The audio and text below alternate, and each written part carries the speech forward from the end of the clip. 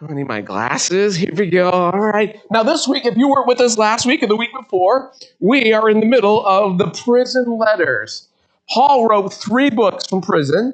He wrote the book of Ephesians, he wrote the book of Colossians, and he wrote the book of Philippians. 2 weeks ago, we started in Philippians, and last week we visited Ephesians. This week, we are back to Philippians, the book of Philippians, chapter 1. Now, one of the most famous, dramatic stories anywhere in the Bible that has been copied over and over by numerous authors, filmmakers, whoever it might be, that is the story of Joseph. Joseph, the youngest son, the second youngest son of Jacob, who was spoiled rotten. If you know the story of Joseph, Joseph was spoiled rotten by his father, and his father gave him a coat of many colors. All right, you know the story. He gave his son a coat of many colors, and by doing that, he made his brothers very, very jealous of Joseph. So much so were they jealous that his brothers sold him into slavery in Egypt, where Joseph ended up becoming a slave to his master, and his name was, anybody know? Potiphar was his name. He worked for Potiphar as a slave until that is Potiphar's wife falsely accused Joseph of trying to hurt her, and her husband listened to his wife, and therefore Potiphar threw Joseph in prison, where he stayed there for at least 13 years in prison for doing nothing wrong.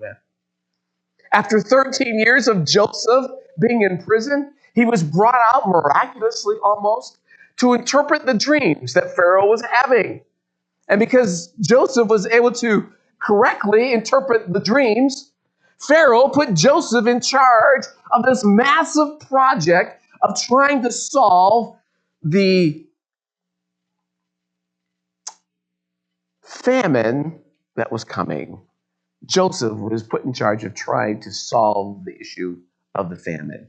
And because of that role that Pharaoh gave to him, he found himself selling Egypt's wheat to his own brothers without his brother knowing that it was Joseph. Now, the story, as you know, ends very happily. The whole family survives the famine, and they settle in the land of the Egypt after those years of famine. And so Joseph was able to reunite with his family. But after a time, Joseph's father, Jacob, passes away. And after father, Jacob, passes away, the brothers begin to wonder, now that dad has died, is Joseph going to make this the opportunity to take his revenge on all of us? They're thinking, as long as dad is alive, then Joseph certainly won't hurt us because of dad. But now dad is gone. What is Joseph going to do to us now? And Joseph's reply to all of that fear and anxiety that Joseph's brother has, and from that, Joseph gives us one of the most memorable statements of faith that you will find in Scripture. Joseph says this to his brothers: even though you intended to do me harm, God meant my slavery, God meant my prison time. He meant that for good in order to save the lives of many people. What a fun story Joseph is. I have heard it said, and I read it this week, that everything can be taken from us, everything can be taken from a man, but one thing, that is to choose one's attitude in the set of circumstances they can be given. The world may take lots of things from us, but they certainly cannot take your attitude and how you respond. Joy does not come from without. Joy comes to us from within. Joy comes to us from within.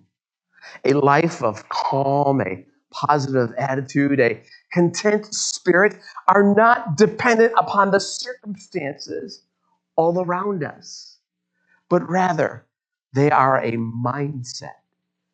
The way I see it, I thought about this week, there are 2 types of people, and I'm sure there are probably more, but there are 2 types of people. There are those who need certain things to happen before they can find joy in their life. And there are those who need nothing to happen in their lives to have a joyful spirit. There are those who need a dependence on others to have joy, and there are those who create their own reasons to be joyful. There are those who feel that joy is just out there in the future, that is just waiting for them. And there are those who don't wait for everything to fall into place, but rather they choose joy now and they pursue joy now, every day.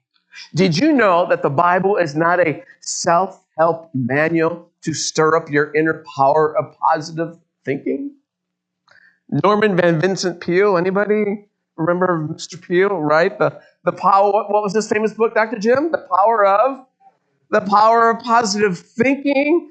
And not his co-worker, but really his cohort. I can't think of his name right now. Yes, his cohort would be Robert Schuller. Those two were hand in hand. Robert Schuller, the Crystal Cathedral out in California, that massive, every week. How many of you remember before going to church in the morning, popping on the TV, and there Robert Schuller is? Yes, talking about these same kinds of things. But the Bible is not a self-help manual so that you can to stir up the inner power of your positive thinking.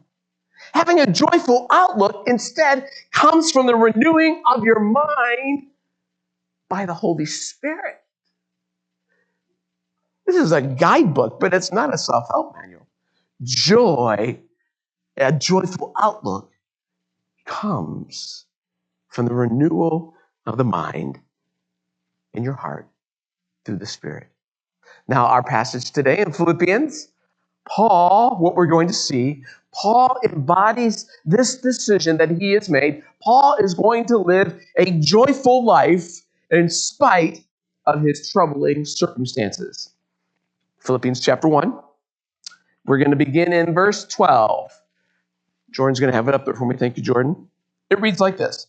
Brothers and sisters, I want you to know that the things that have happened to me, this is the crazy part, the things that have happened to me have actually advanced the gospel. The whole Praetorian Guard and everyone else knows that I am in prison for Christ. Most of the brothers and sisters have had more confidence through the Lord to speak the word boldly and bravely speak of my jail time. Some certainly preach Christ with jealous and competitive motives, but others preach with good motives. They are motivated by love because they know that I am put here to give a defense of the gospel. The others preach Christ because of their selfish ambition. They are insincere, hoping to cause me more pain while I am imprisoned. What do you think about this? What do I think about this?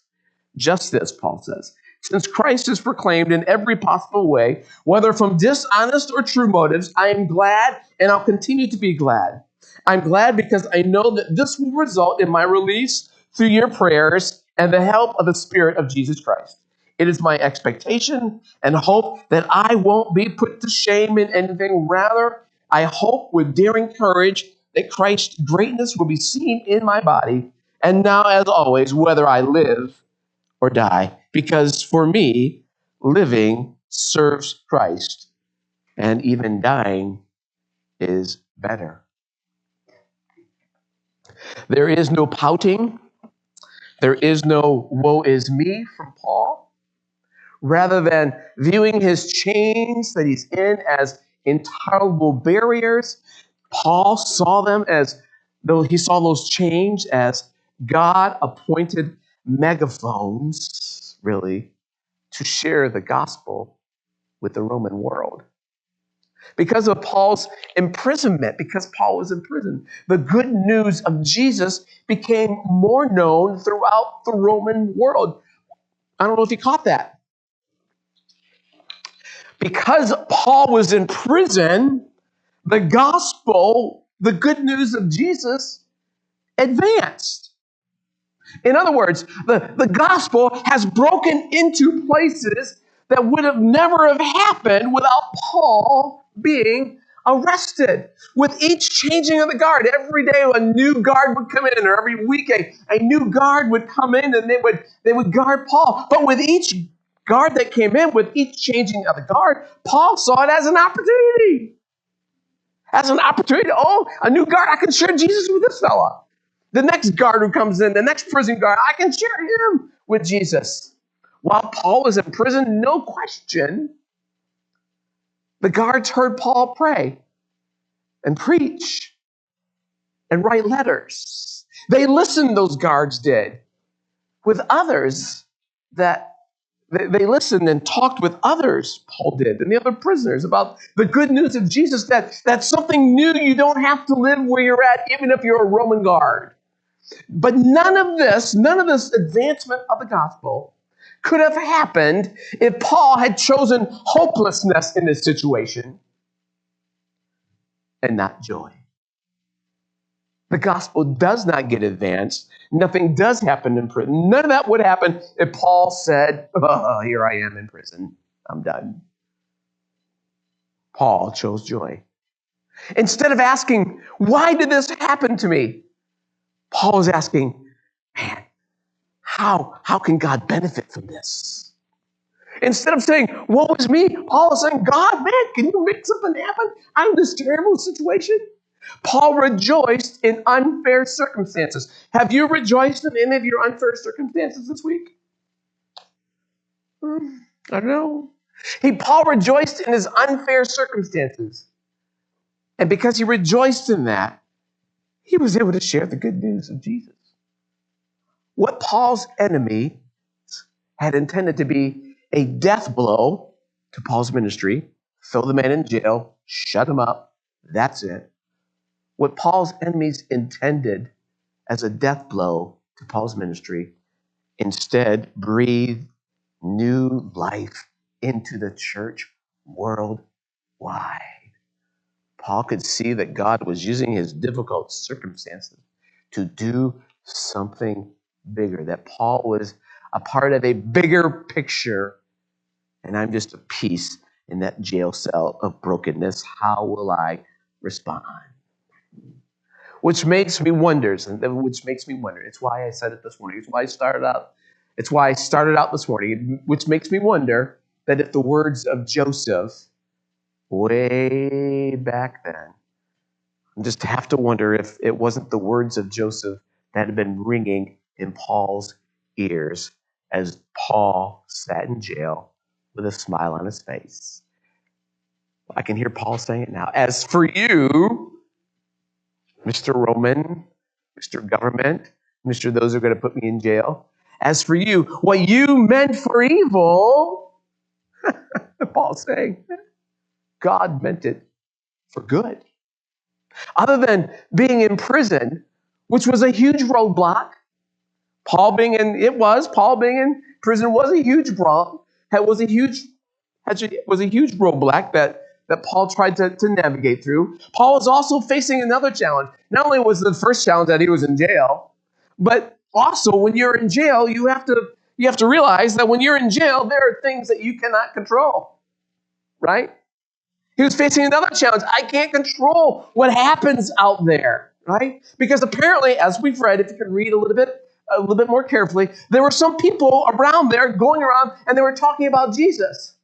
But Paul knows that those folks who are talking about Jesus, they really don't mean it. Paul's aware that there's a message going out there about Jesus, but the ones who were speaking about it, they didn't believe the message.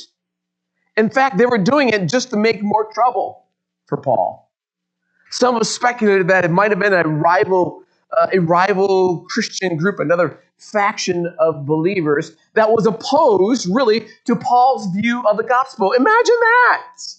And if there are other Christians out there, there are other movements of faith that didn't align up with what Paul viewed as the gospel. But it's more likely, there were groups like that, but it's more likely that these people who were talking about Jesus were really a people who didn't know Jesus, but had heard what all the fuss was about, what Paul was making about, and they were just basically talking about it on the streets. Did you hear what this person Paul said? Have you heard what Paul said? Listen, they caught this strange guy, and you know what this guy's been saying? This guy's been saying that there's a new king. But get this new king, he turns out to be a Jew. who was already crucified years ago. And now this guy is saying that he's alive again and that he's the real Lord of the world. Can you imagine why people are just going a little bit crazy? What are you talking about? But they were twisting the message in the life of Jesus and all, and they were twisting it and shaping it into their own set of context. Because the way I said it, that sounds pretty creepy, right? But in the right context, in Paul's context, that's not what Paul was meant. But people took his words and twisted it. And talk like that, obviously, was guaranteed to make people think that Paul was crazy and he should be kept up and locked away. What is he talking about? A Jewish man who's already been crucified, resurrected, right? So Paul finds himself in jail because of what he's preaching, but he's also recognizing that the message is also getting out there and he's happy for it. It just comes with wrong motivations. But Paul's reaction to that is this: that's fine by me.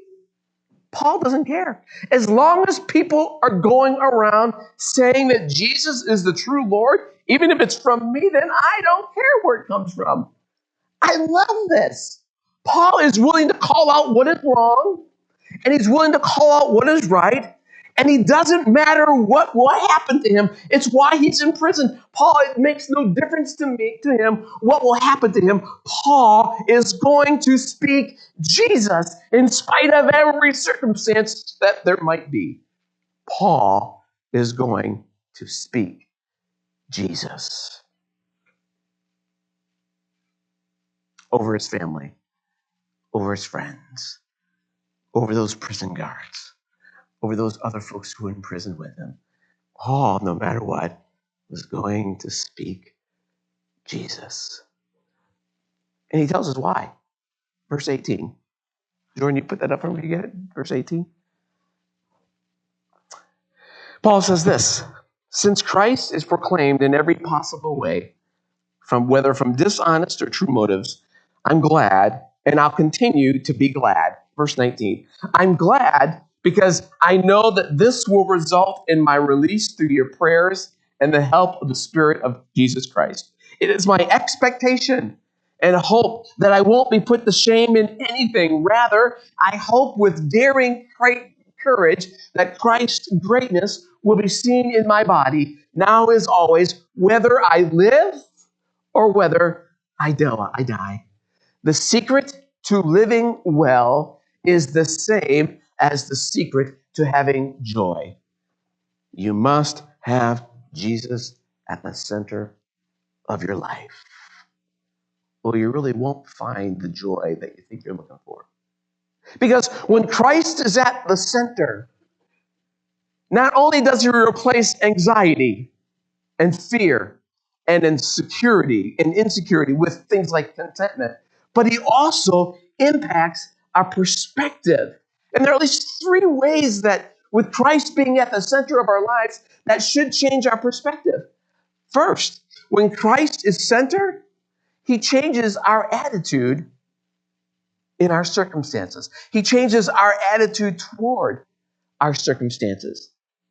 I once read that one of the requirements for working alongside Mother Teresa in India was that they needed to have a joyful attitude towards life. She required that. If you're going to work for me, you got to be happy. You got to be joyful.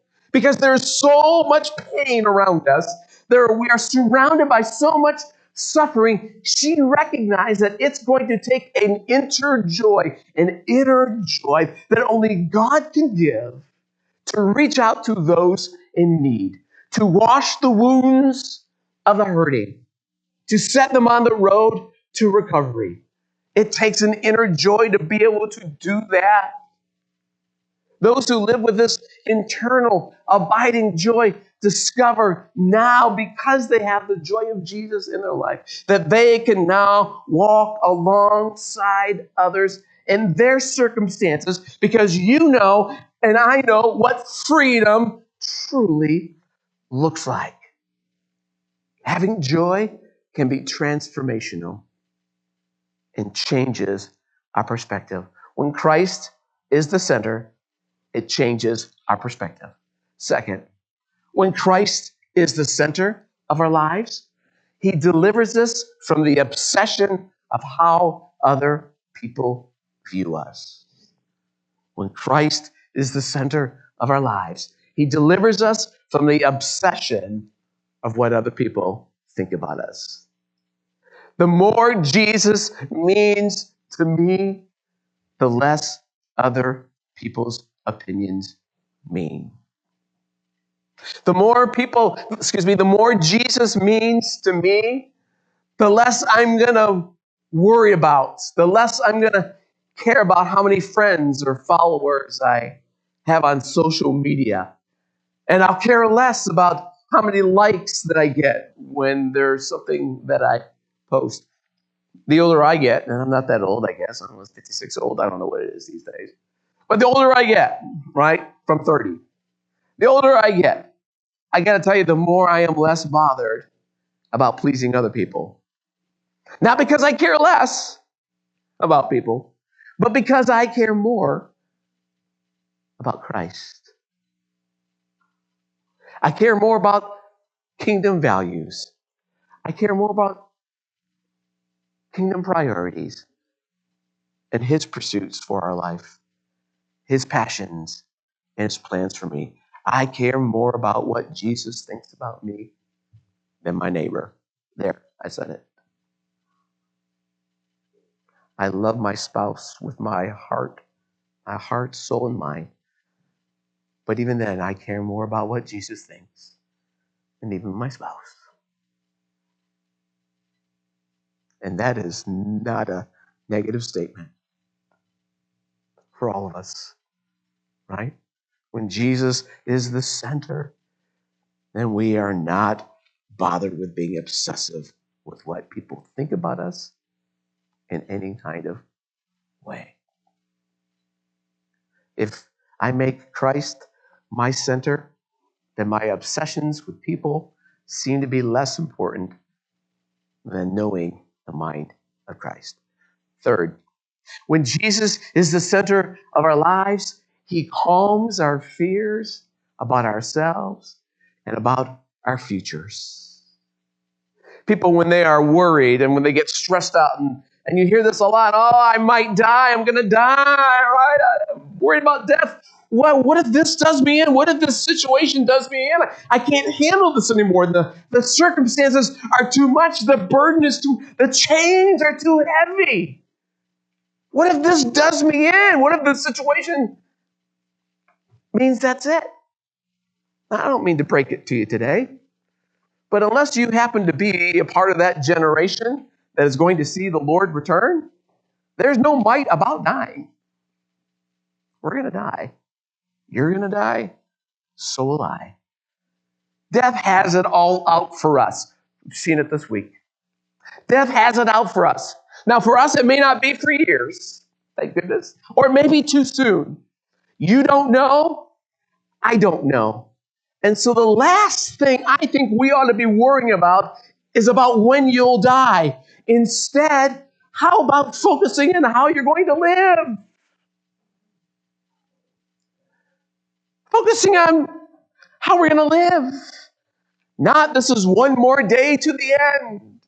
Because if Christ is the center, it doesn't matter whether we live long, it doesn't matter whether we live short, or whether we die sooner, or whether we die later. What matters is that we love him, we serve him, and we rejoice in what he is doing today.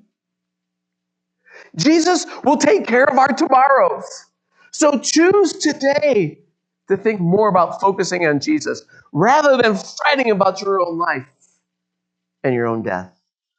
Paul knew that what he was experiencing was not the end of things, for he was convinced that God was going to turn it around. He'd turn it out exactly, lay out exactly how God wanted his situation to be. What Paul was experiencing was temporary, but even the temporariness of being in jail gave him hope. Verse 19, Paul writes, I'm glad because I know that this, my being in prison, I'm glad that I know that this will result in my release through your prayers and the help of the Spirit of Jesus Christ. In other words, I love that. Here's my translation. Don't worry. Be happy. I brought up those lyrics this week. I almost thought I was going to break out in a song and dance. So don't worry. Be happy. Listen to those words, those lyrics, everyone. Don't worry, Paul was saying. Be happy. It will all work out in the end. That's what Paul is saying there. Don't worry. Be happy. It all will work out in the end. Refuse to be crippled by other people's words. Refuse to be submerged in self-pity. Refuse to take criticism and attacks personally. Refuse. Paul refused. And instead, he remained strong and positive and sure. And how could Paul be so strong? Paul was able to be content because Jesus was central to his life. Jesus was at the center of his life. Verse 21, because Paul writes, because for me, living serves Christ, and dying is even better. Only Christ can satisfy. Only Christ can satisfy, whether we have stuff or whether we don't have stuff. Only Christ can satisfy, whether we are known or unknown, whether we die or whether we live. Paul will tell you, and the good news is this: death only sweetens the pie, so to speak. That alone is enough to make us kind of happy. Death only makes things better. One translation reads like this: for me, living means opportunities for Christ. And dying, well, that's better yet. Another translation puts it this way: for living to me means simply Christ. And if I should die, guess what? I should gain merely more of him. The Message puts it this way: alive, I am Christ's messenger. I am his prize. It's life versus life. Actually, it's life versus more life. I can't lose. If I live here, continue to live here, and God continues to bless me with this life, I'm going to share the good news and be joyful in what God is doing. And if God decides to take me away from all this, that's even better, because now I get to go be with him. Woohoo! I can't lose here. Be joyful. When Jesus is at the center, we can live in ways and see the world with a kingdom point of view. And I hope that seeing things and living into a kingdom point of view will bring you a deep-seated hope, like Paul, and a deep set of peaceful contentment in all of our circumstances. Jordan, will you play that instrumental there? Just play that as we close. I'm going to close this morning with a fun story, and you may have heard it before. G.W. Target. Let's keep that down, please. Thank you. He says this: G.W. Target tells the story of two men who both are very ill, very sick, who shared the same hospital room. One of the men were allowed to sit up by his bed for 1 hour every afternoon to help drain the fluid from his lungs. They were both bedridden, so he had to, once a day, they had to lift him up. Fluid was in his lungs. Next to his bed, though, was the only window in the room. Now, the other patient in the room, of the two fellows, he was forced to spend his entire time flat on his back. And those two guys, they talked for hours about their families. They talked about their homes. They talked about their jobs. They talked about where they went on vacation. They became really, really good friends. And every day, every afternoon, when the man in the bed by the window was able to sit up, he would pass the time by describing to his roommate all the things that he could see outside that window. It came to the point where the other man in the bed began to be a bit jealous. But he also began to live for those moments in the afternoon where his world, because he couldn't see out the window, would be broadened and brightened by all that this man was telling him was happening out there. The man by the window talked about the lake that he could see and the ducks and the swans on the water at the facility. While he talked about the kids who threw bread to feed the ducks. He described boyfriends and girlfriends or lovers, or however you want to put it, who walk arm in arm or by this lake. And he was just making these great kinds of descriptions. And he talked about those massive old oak trees that graced the landscape and the skyline as he was looking out just off in the distance. And as the man by the window described all of this, the patient, the guy in the other room, he just closed his eyes. And imagine what that would look like. It must be beautiful out there. That guy is so lucky he gets to see all of that. And I would just love to be able to see just once. And so yes, he was a bit jealous of his roommate. I mean, why should he have all the joy of seeing everything and I never get to see anything? It just doesn't seem fair. But as time moved along, late one night, the man by the window began to cough and began to choke on the fluid in his lungs. And listening from the other side of the room, the roommate just could hear him struggling. But he never pushed his button, which would have brought the nurse running. In less than 5 minutes, the coughing stopped, the choking stopped, along with the sound of breathing. The following morning, the nurse came to find a lifeless body of the man by the window. Soon after that, the man was taken away. When it was seemed appropriate, though, a couple days later, weeks, I don't really know, the other man did ask if he could be moved next to that window. Here was his chance. Can I take that spot? The nurse, of course, was happy to make the switch. And after making sure the man was comfortable, she left him alone there. Slowly and painfully, the man didn't waste a moment. He waited for the nurse to go, and he propped himself up as best as he can by the window on one elbow and to get his first look. Finally, he's going to have the joy. He was so excited about seeing all that for himself. He opened the curtain and he took his first look out the window beside the bed. It was a blank wall. It was a blank wall. The pursuit of happiness and joy is a choice. It's a positive, Christ-like attitude that we choose to express. It is not a gift that is delivered to our door each morning, nor does it come through the window. You have to choose, which means you got to let a lot of stuff go, probably.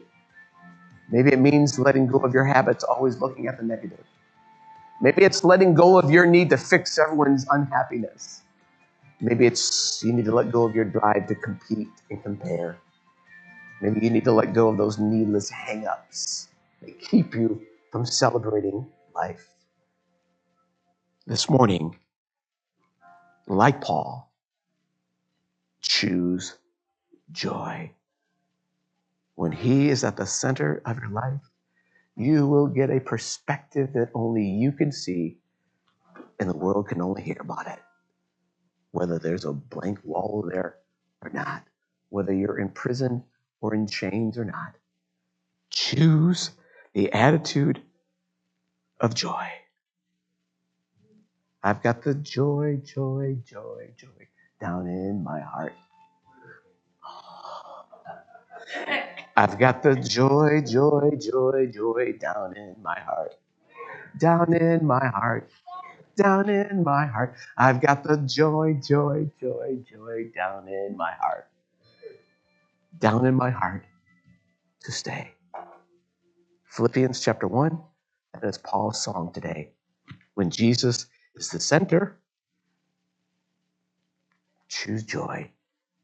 All those other things will just fade away. Let's stand. Be dismissed. Father, thank you for these moments from your word.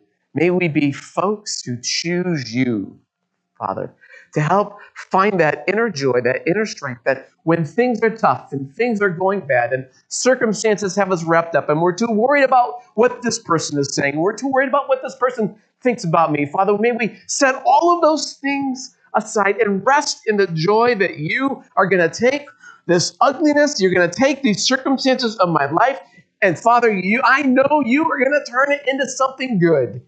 May we choose joy, Father. Choose joy in the fact that you have got all things, you hold all things together, even our lives, even this election, even this church, all of these things. May we be people who choose joy. Real joy comes from you. And then, Father, my prayer is that we are people who recognize that you are the center of our lives. You give us joy and perspective. May we live into that. When we walk out of here today, may we walk out of here with joy and not, oh, what's next on my plate? May, Father, we do it with joy and the spirit of you living within us.